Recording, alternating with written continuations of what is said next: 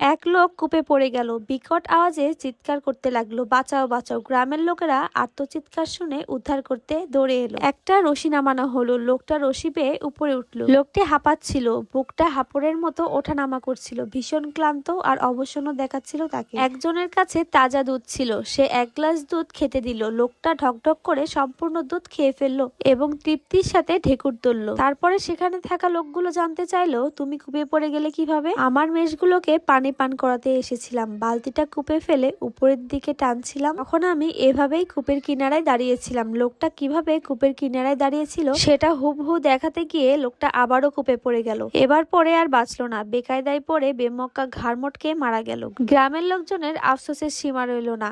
গায়ের ইমাম সাহেব পাশে দাঁড়িয়েছিলেন, তিনি বলেন, লোকটা উপরে উঠে এসেছিল মূলত রিজিকের টানে। রিজিকের টানে এক গ্লাস দুধ তার পাওনা রয়ে গিয়েছিল। রিজিক সুনির্ধারিত, আলহামদুলিল্লাহ।